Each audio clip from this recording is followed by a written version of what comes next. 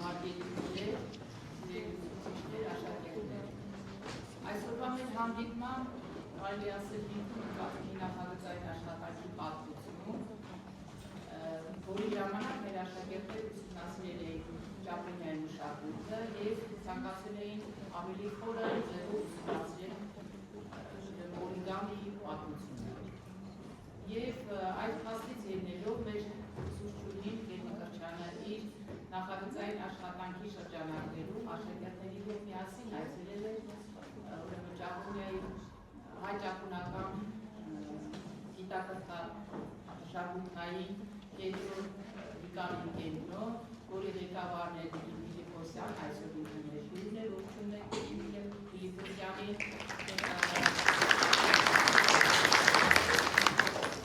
Այնուհետև Ֆիլիպոսյանը աշակերտներին և Գետի Կրչյանին հրավիրել էր թանգարան, որտեղ վարպետաց դաս էին անցկացրել մեր աշակերտների համար, և այդտեղից միտք էր առաջացել, որ կարելի է վարպետաց դաս անցկացնել այլ մեր դպրոցում։ Եվ դրա շրջանակներում արդեն իսկ որոշվել է, որ Ճապոնիայի դեսպանատան ներկայացուցիչներին են հրավիրել մեր այսօրվա ցերեկույթի, և այսօր մեր հյուրերն են Ճապոնիայի դեսպանատան մշակույթի բաժնի աշխատակիցներ տիկին Վանդելյանը և տիկին Մեգումի։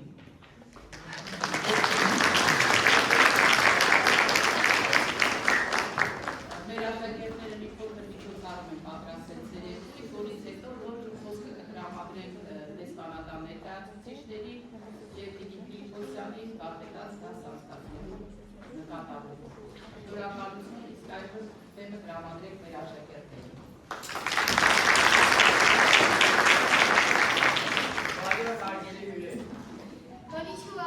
Այսօր մեր դպրոցը վերածվել է մի փոքրիկ կամրջի, հեռավոր և հրաշալի Ճապոնիա։ Ճապոնիա բառը նշանակում է ծագող արևի երկիր, իհարկե նշանակում է երկիր։ Մի երկիր, որտեղ հին ավանդույթներն ու նորագույն տեխնոլոգիաներն ապրում են կողք կողքի։ Ճապոնացիները ժամանակի ընթացքում կերտել են ինքնատիպ մշակույթ։ Երկիր, որտեղ պաշտամունքի ասում աղաքների նկատմամբ խորհարգանք ու նվիրումը։ Երկիր, որտեղ կարգապահությունը և գեղեցկության զգացումը կյանքի մասն է։ Մայրի դիտես, որ Ճապոնիայի նկատմամբ հետաքրքրություն առաջացավ և 7-րդ դասարանի աշակերտներն իրենց նախագծային թեմաներից օրիգամի երկրաչափության վեր։ Իհարկե, Սամվել, օրիգամին ուսումնասիրելիս երեխաները փորձեցին ավելի շատ բան իմանալ Ճապոնիայի մասին, թե որ այն աշխարհի հզորագույն տնտեսություն ունեցող երկրներից է։ Կարծում եմ, որ այդ հզոր տնտեսության գրավական այդ երկրի կրթության սկզբունքներն են։ Այո, ճապոնացիներին միշտ էլ հաջողվում է աշխարհին զարմացնել իրենց հերթական նկատումներով և տեխնոլոգիական գյուտերով։ Այդ հարցում հսկայական ներդրում ունի երկրի կրթական համակարգը։ Ահա այն սկզբունքներն ու առանձնահատկությունները, որոնք ճապոնական կրթությունը դարձնում են այդքան արդյունավետ։ Ճապոնիան ուսուցական տարվա սկիզբը համընկնում է ամենագեղեցիկ երևույթներից մեկի սակուրայի ծաղիկի հետ։ Ճապոնիայի ներկայիս կրթական համակարգը հայտնի է որպես 6-3-3-3-3-4 համակարգ, որը բաղկացած է 6 տարվա տարրական դպրոցից, 3 տարվա միջնակարգ դպրոցից, 3 տարվա ավագ դպրոցից և 4 տարվա համալսարանից։ Ճապոնիայում նախադպրոցական կրթությունը պարտադիր չէ, սակայն երեխաների մոտ 50%-ը հաճախում է մանկապարտեզին։ Այստեղ կազմվում են խմբեր ոչ թե տարիքի կամ կարողությունների, այլև պայմանի, թե ինչպես են այդ խմբի երեխաները աշխատում, խաղում և հաղորդակցվում միմյանց հետ։ Ամեն կես տարի մեկ խմբերը վերակազմավորվում են և երեխայի հնարավորություն է տրվում իրեն դրսևորել մեկ այլ միջավայրում։ Ճապոնիայում գտնում են դպրոցական կրթության առաջին 3 տարում ակադեմիական գիտելիքներն ամենակարևորը չեն։ Այստեղ շեշտը դրվում է դաստիարակությանը։ Երեխաներին սովորեցնում են հարգել մարդկանց ու կենդանիներին, սովորեցնում են մեծողություն ու կարեկցանք դրսևորել, որոնել ճշմարտությունը, բնության հանդեպ հոգատար վերաբերմունք ցուցաբերել և կարողանալ կառավարել իրենց և իրենց զգացմունքները։ Դեռվաղ մանկությունից երեխաներին պատրաստում են լավագույն ապագայի համար պայքարին, ձևավորում նրանց մեջ համակերպության բարձր կարողություններ, ուշադրություն են դարձնում երեխայի ֆիզիկական և հոգևոր առողջությանը, սովորեցնում են աշխատել թիմում։ Ճապոնական հասարակության մեջ հասարակական բոլոր խմբերում դա պարզապես պարտադիր պայման է։ Յուրաքանչյուր դասարան հերթով մաքրում է բոլոր լսարանները, միջազգները և անգամ զուգարանները։ Այդպես երեխաները սովորում են թիմային աշխատանք կատարել և օգնել միմյանց։ Բացի այդ, հավաքելու և մաքրելու վրա այդքան ժամանակ ծախսելուց հետո դպրոցականներն արդեն ավելի ուշադիր են լինում հատակի ինչ-որ բան հանելուց և դասարանները կեղտոտելուց առաջ։ Դա սովորեցնում է նրանց հոգատար վերաբերմունք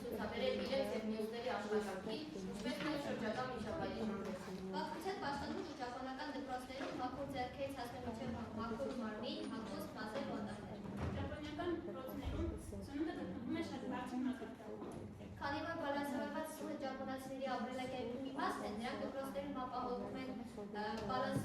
ապահովում են հավասարակշռված սննդի բալանս և տեսողական գրոհություն։ Տարրական դասարաններում երեխաները սկսում են հաճախել նախապատրաստական դասընթացների, որպեսզի կարողանան ընդունվել լավագույն միջին ու ավագ դպրոցներում։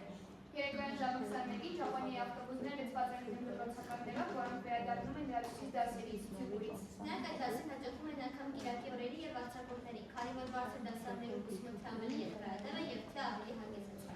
Եթե ցերեկային դպրոցներին միտված են միանման վերաբերմունք ցուցաբերել աշակերտների նկատմամբ, ապա Ճյուկո դպրոցում երեխաների հանդեպ կա անհատական մոտեցում։ Նրանց այնտեղ սովորեցնում են այն ամենը, ինչը նրանք չեն հասկացել դպրոցում։ Այս հարաբերության դպրոցների շնորհիվ ոչ մի աշակերտ չի մտնում դասարանում։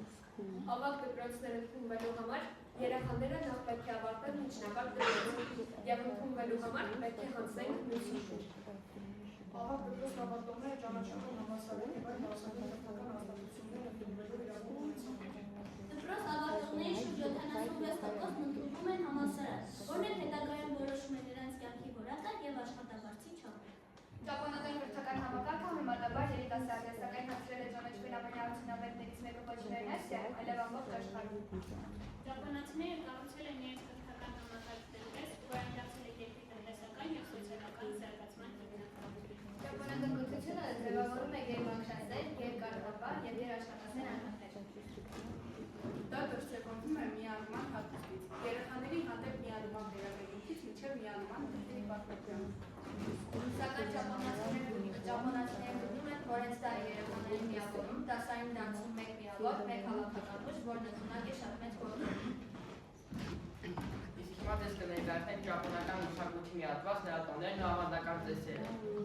Ճապոնական մշակույթը նման է մի հսկայական ու քնյա խճապատկերի, որտեղ ամեն մի քարիկ ունի իր հազարամյա պատմություններ։ Այդ աշխարհի ամենաինքնատիպ մշակույթներից մեկն է, որովհետև ճապոնացիներին հաջողվել է անհնարինը պահպանել նախնիների սուրբ ավանդույթները միաժամանակ դնելով տեխնոլոգիական առաջընթացի գագաթնակետին։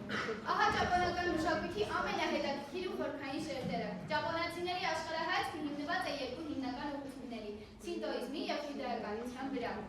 Սինտոիզմը սովորեցնում է, որ բնության մեջ ամեն ինչ քարը, գետը, ծառը ունի ոգի։ Այդտեղից էլ գալիս է նրանց ասամազերն ու հանգած բնության հանդեպ։ Սա փիլիսոփայությունը ոլորտում է գեղեցկությունը տեսնել անկատարության և անձնական մեջ։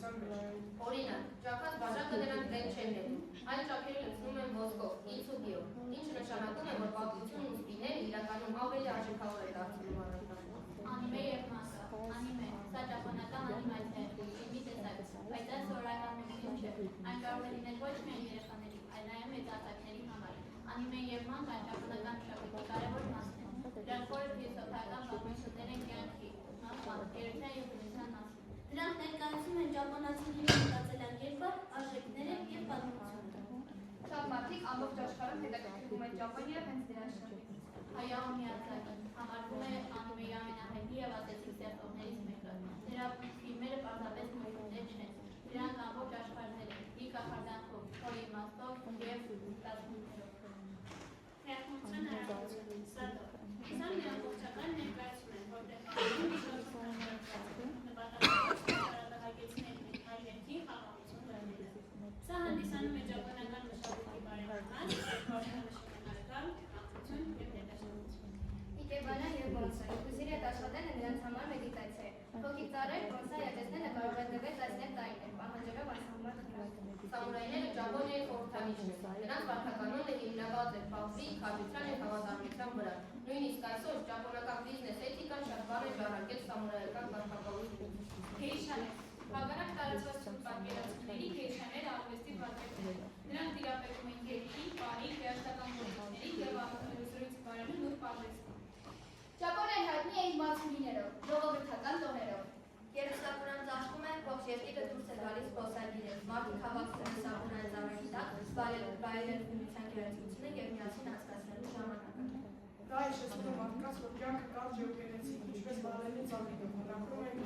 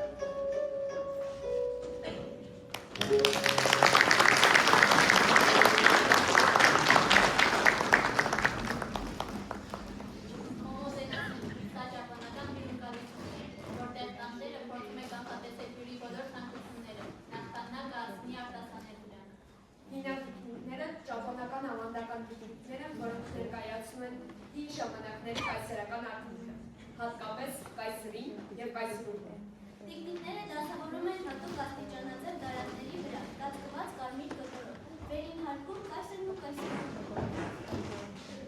Ստորին հատվածում պահապաններ և ծառայողներ, այս ամբողջ կոմպոզիցիան կոչվում է հինադրանք։ Հինա տիկնիկների հավաքածուները հաջող փոխանցում են գոյություն և որոշները կարող են մեջտակի օգտագործել, նույնիսկ որևէ տարիների պատմությամբ։ Երեխաների օրը։ Ճապոնիայում երեխաների օրը նշվում է ամեն տարի մայիսի 5-ին։ Այսօրը Ճապոնիայում շատ ուրախ և գունավոր է։ Տների մոտ կապում են կարճ ձկների տեսքով գեղեցիկ դրոշներ, որոնք կոչվում են կոյնոկորի։ Դրանք խորհրդանշում են ուժ և համբերություն, քանի որ կառքը կարողանում է լողալ հոսանքի հակառակ։ Երեխաներն այսօր ուրախանում են, աղում և անցկացնում հաճելի ժամանակ ընտանիքի հետ։ Բացի այդ, պատրաստում են հատուկ քաղցրավենիքներ, որոնք շատ են սիրում երեխաները։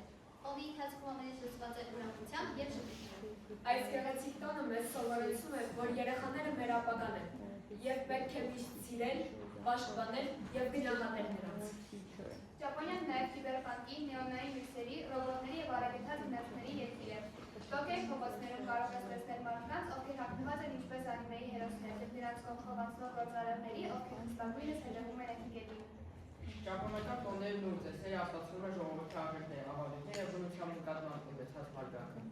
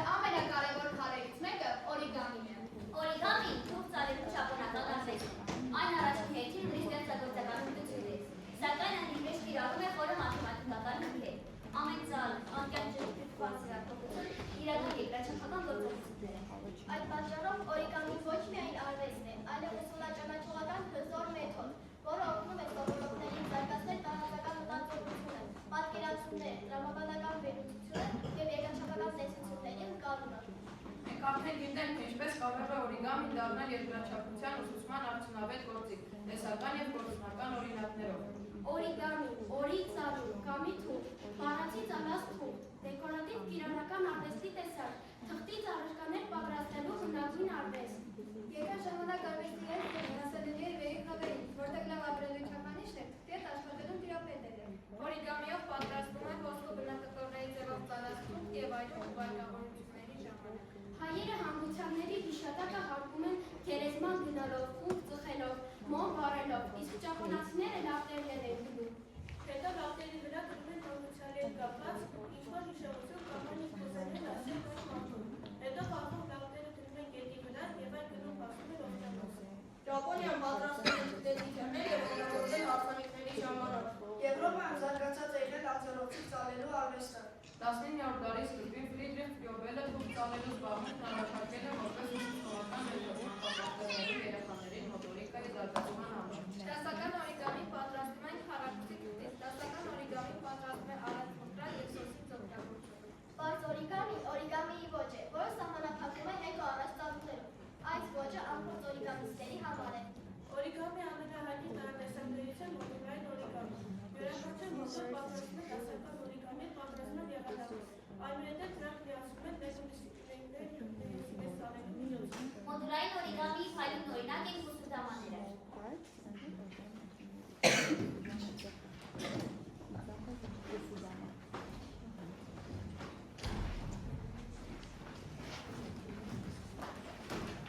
Բարև ձեզ հայրենիքներ։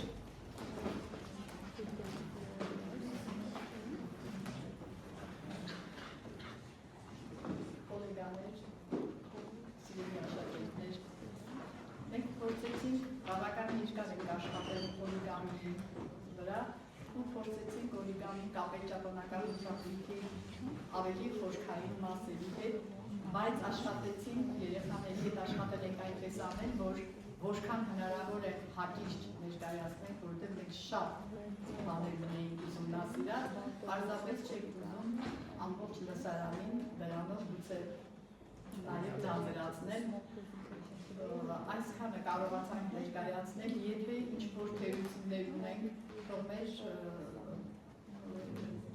հյուրը ճապոնացի, մեծա հոգաբար ների մեզ, եթե ինչ-որ բան սխալ ենք արել, թերություն ենք արել, որովհետև սա մեր համար բոլորովին նոր մշակույթ էր երեխաների համար, իսկ ինչ վերաբերում է օրիգամիով պատրաստած, մենք ինչի մասին խոսեցին երեխաները, ամբողջությամբ ունենք այստեղ պատրաստված և դասական, և մոդուլային, և թեյախորության թեյնիկը, և երեխաների տոնի դրոշեն, որի վրա է կախված, և կուսուդամանները բոլորը երեխաների ձեռքով պատրաստված, ինչպես նաև սակուրաները։ Փորձել ենք ինչքան հնարավոր է մեր ամբողջ պատրաստած նյութը ներկայացնել թղթի վրա ու շատ շնորհակալություն նաև Տիկին Լուսինեին, որ օգնեց, որը պիտի կրճատվի, որը պիտի հարմարեցվի, և Տիկին Ֆիլիպոսյանին, որ մեզ ամենաառաջինը տրամադրեց հանդերձանքը, որը շատ կարևոր էր, և բոլորի փորձեր քան ժամանակ տրամադրեցի, ժամանակից ծախսեցի քեզ լսելու համար։ Հիմա խոսքը տալիս ենք Տիկին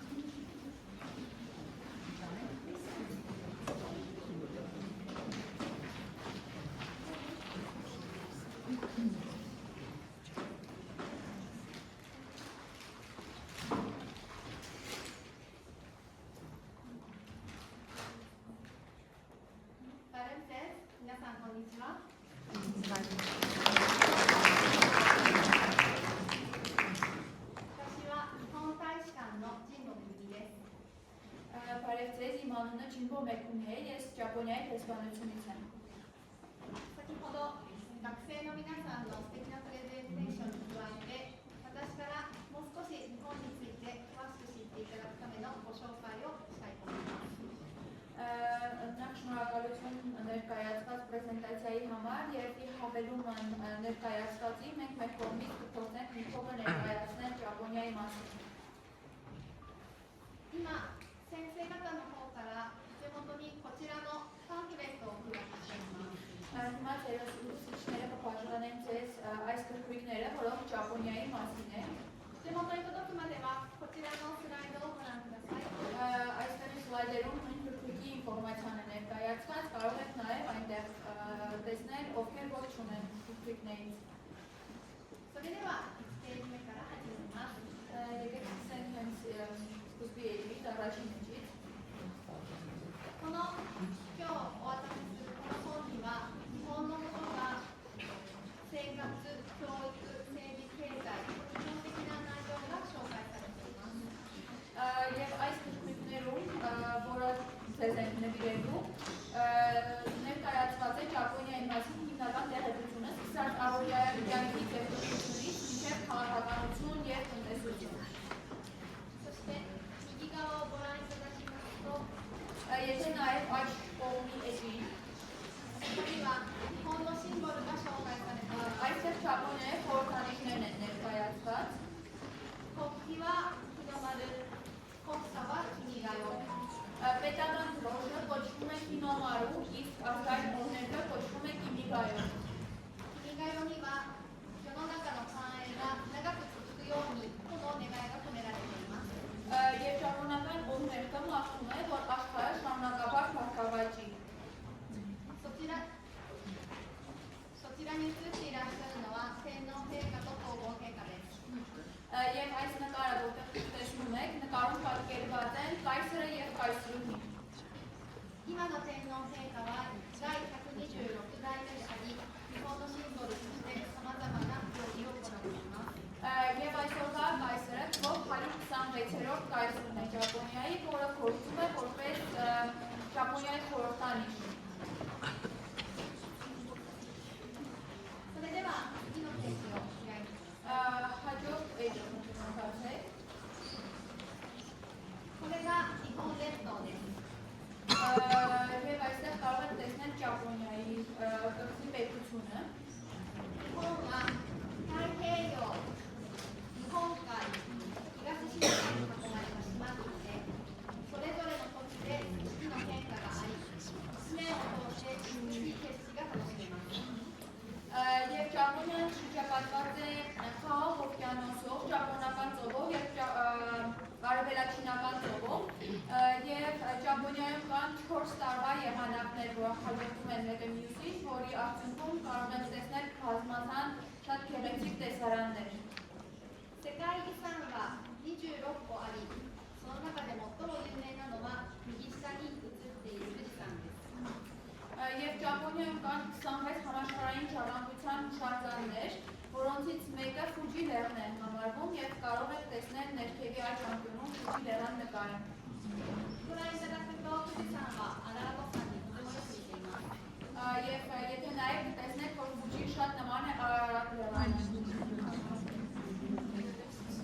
日本の国土はアルメニアの約13倍、人口は約40倍の1億2000万人が暮らしています。 Եվ Ճապոնիայի տարածքը մոտ 13 անգամ մեծ է Հայաստանի տարածքից, իսկ բնակչությունը մոտ 40 անգամով ավել է, եւ Ճապոնիայում բնակվում է 120 միլիոն մարդ։ それでは次のページをめくってください。 Հաջորդ էջը բացենք։ ここには日本のある町の例えが載っています。 Եվ այստեղ ճապոնական քաղաքի օրինակ է ներկայացված։ このページの真ん中のあたりにあるのはコンビニエンスストアと呼ばれるお店です。 Եվ մեջտեղում դուք կարող եք տեսնել կենցաղային ապրանքների հանրախանութը, որը պատկերված է, ես դա առանձնարի եմ առանձնացնել։ コンビニエンスストアは24時間開いていて、食べ物から日用品も生活に必要なものがいつて手に入り、80の至るところにあります。 Հանրախանութները աշխատում են շուրջօրյա 24 ժամ եւ այնտեղ վաճառվում է ամեն ինչ, սկսած սնունդից մինչեւ ամեն անհրաժեշտ պարատաներ եւ դրանք այնքան շատ են, որ ուր քայլեք Ճապոնիայում դուք կհանդիպեք նման հանրախանութ։ その隣の写真を見ていただくと、 Եվ կնքում եմ նայել դրա կողքի նկարի 日本の都市部では人々は電車を使って会社や学校に行きます。 Ճապոնացիները քաղաքային վայրերում օգտագործում են գնաց, որպեսզի գնան աշխատանքի, դպրոց եւ այլն։ 朝は電車を利用する人が多く、ラッシュアワーと呼ばれています。 Եվ քանի որ առավոտյան բոլորը օգտվում են գնացքից, այդ ժամը, որ ուղղակի ասացելու տեղ չի լինում, կոչվում է peak jam։ 東京だけで62本の路線があり、車よりも便利と言われることもあります。 Եվ որպեսզի պատկերացնեք այնտեղի երկաթուղուտիցը, այնտեղ կա 62 դիպ երկաթուղու եւ բոլորն էլ ասում են, որ ավելի հարմար է օգտվել երկաթուղուց, քան մեքենաներից։ 次のページを開いてください。 Հաջորդ page-ը նայեք։ ここでは日本の生活が紹介されています。 Եվ այստեղ ներկայացված է Ճապոնիայի ամենօրյա կյանքը։ 昔は写真のように着物を普段身につけていましたが、現在は伝統行事やお祭りの時に身につけます。 Եվ ինչպես տեսնում եք նկարում, առաջներում մարդիկ հագնում էին կիմոնոներ, բայց այժմ կիմոնոն հագնում են միայն հատուկ միջոցառումների ժամանակ։ 今日私は着物を着てきていますが、普段はこのように洋服を着ています。 Ահա այսօր ես կիմոնո եմ հագել եւ եկել այստեղ, բայց սովորաբար մարդիկ եվրոպական հագուստ են հագնում, ինչպես բոլորը այստեղ։ その下には日本の食事が紹介されています。 Եվ ներքևում ճապոնական սնունդն է ներկայացված։ お寿司や天ぷら、うどん、そばなど日本独特の食べ物がたくさんあります。 Եվ Ճապոնիան ունի շատ բազմազան խոհանոց, որի մեջ մտնում է սուշի, տեմպուրան, ուդոնը, սոբան եւ այլն։ 左に写っているのが日本の住宅で、日本の昔ながらの住宅は木造建築です。 Եվ կարող եք տեսնել այնտեղ ներկայացված է ճապոնական ավանդական տունը, որը փայտից է։ 畳と呼ばれる藁で作ったマットが床に敷かれています。 Եվ թեթև փոխում են ծխոտից պատրաստված գորգեր, որոնք կոչվում են տատամի։ では次のページを開いてください。 Հաջորդ page-ը բացեք։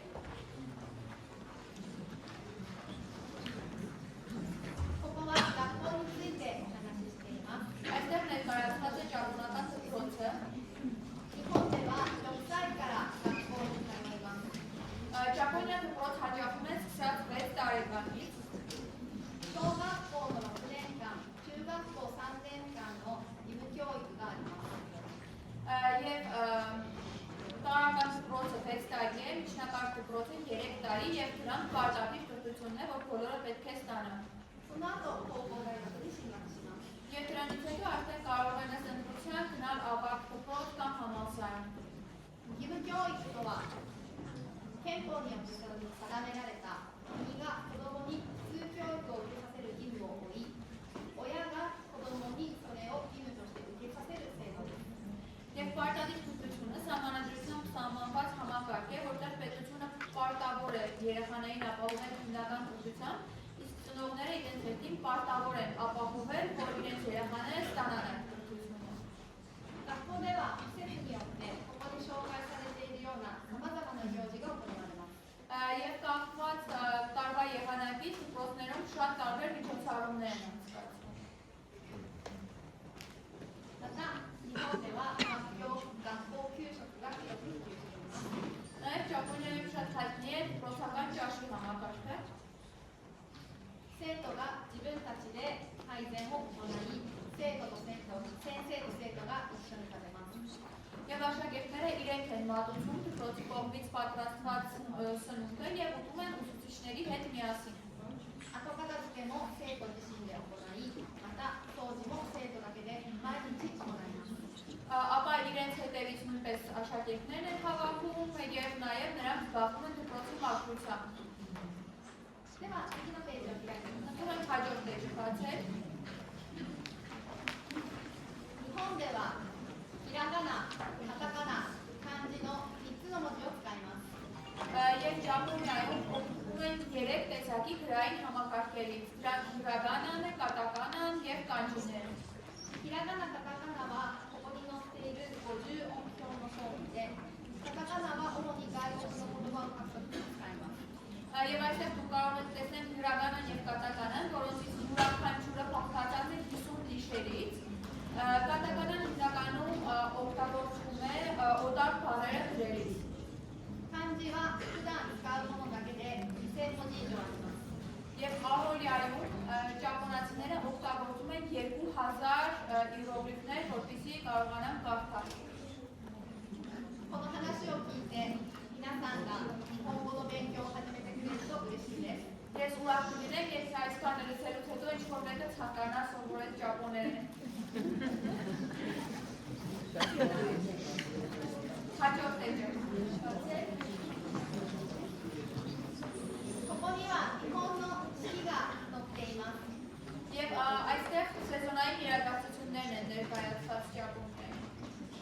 日本では季節によってたくさんの行事が全国で行われます。 Եվ Ճապոնիայում կախված տարվա եղանակից շատ բազմազան միջոցառումներ են անցկացվում։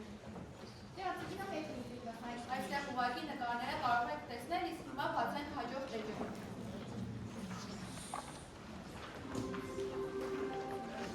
特に海外では日本のアニメ、漫画、ゲームのファンがたくさんいます。 Եվ կարծում եմ, որ արտասահմանում ճապոնական անիմեի, խաղերի եւ այլնի ֆանատներ շատ կլինեն։ 日本には何百、何千ものアニメ、漫画、ゲームがあります。 Եվ Ճապոնիայում կան մի քանի հազարավոր անիմեներ եւ մանկաներ։ またここにコスプレが載っていますが、 Եվ այստեղ նաեւ cosplay մասին է ներկայացված։ 世界大会が2005年から毎年開催されて、ほとんどの都市で海外の国が優勝しています。 Եվ սկսած 2005 թվականից անցկացվում է cosplay-ի մրցույթ, որտեղ Ճապոնիան ընդամենը 2 անգամ է հաղթել եւ հիմնականում այլ երկրներն են հաղթել։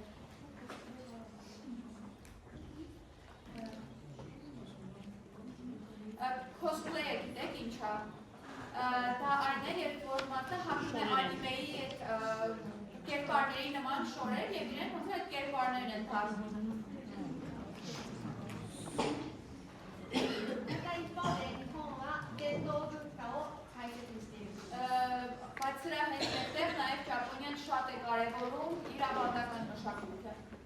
伝統文化は何世代にもわたって受け継がれ、今も人々がその文化を習得し、次の世代へ受け継いでいきます。 Այս ավանդական մշակույթը փոխանցվել է սերնդեսերունդ եւ մարդիկ շարունակում են սովորել եւ փոխանցել այն հաջորդ սերունդներին։ 次のページ見てください。 Հաջորդ էջը կասենք։ こちらはスポーツです。 Այստեղ սպորտն է ներկայացված։ 日本の伝統スポーツは武道や相撲が挙げられ、柔道はオリンピック競技にもなっています。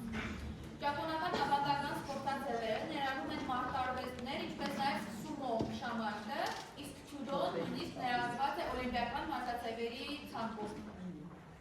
アルメニアでも武道は盛んで、空手や柔道、合気道を多くの人が学習していると聞いています。 Եվ ես գիտեմ, որ այս մարտարվեստները շատ տարածված են Հայաստանում եւ շատերն են զբաղվում կարատեով, այկիդոյով, ջյուդոյով։ この中で何か武道をやっていらっしゃる方、 Կա ինչ-որ մարդը ճապոնական սպորտի ակնում է այստեղ։ Հակի ցեք բարձրացրեք։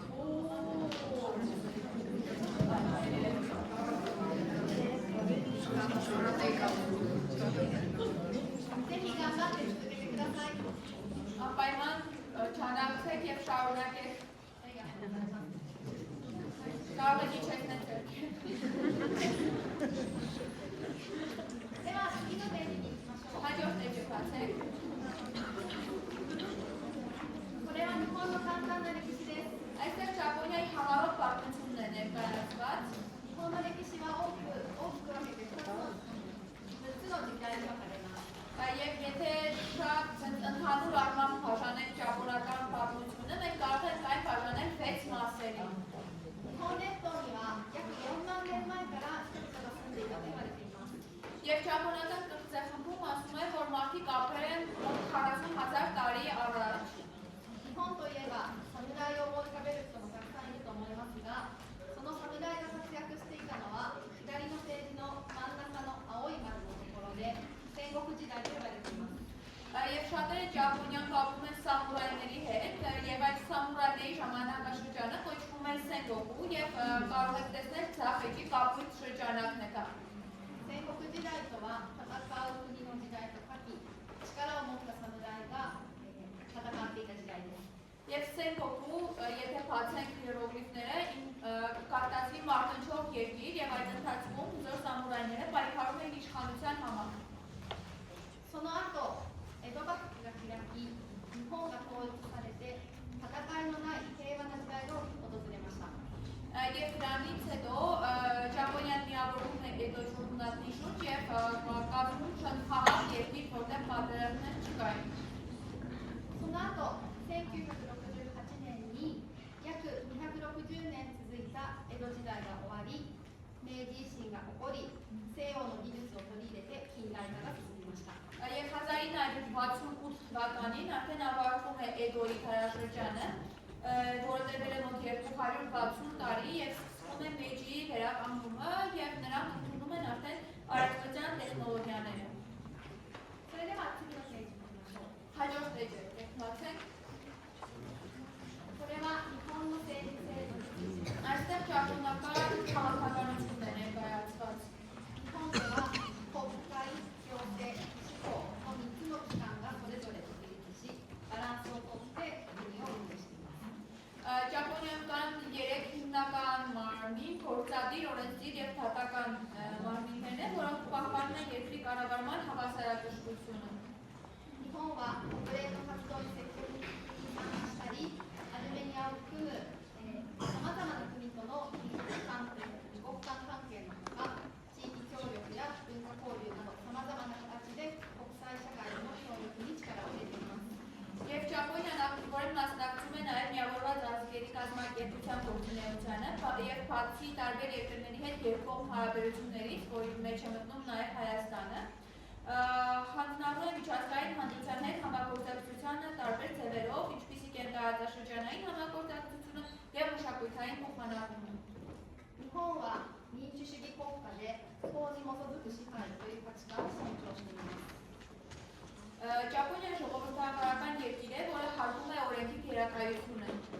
アルメニアもまた民主主義国家で法に基づく支配という価値観を共有する重要なパートナーです。 Եվ Հայաստանը նույնպես ժողովրդական երկիր է, որը կիսում է օրենքի գերակայության արժեքը եւ կարևոր գործընկեր է Ճապոնիայի համար։ 私たち日本大使館はアルメニアの皆さんがより良い環境で学んだり、日常生活に必要な施設を利用していただけるように、アルメニアの各地で学校や病院施設などの改修や更新などの支援を行っています。 Եվ Ճապոնիայի դեսպանությունը աջակցություն է ցուցաբերում Հայաստանի տարբեր մասերում, ինչպիսիք են դպրոցների, հիվանդանոցների վերանորոգումը եւ սարքավորումների թարմացումը, որպեսզի հայ ժողովուրդը կարողանա սովորել ավելի լավ միջավայրում եւ օգտվել առօրյա կյանքի համար անհրաժեշտ հարմարություններից։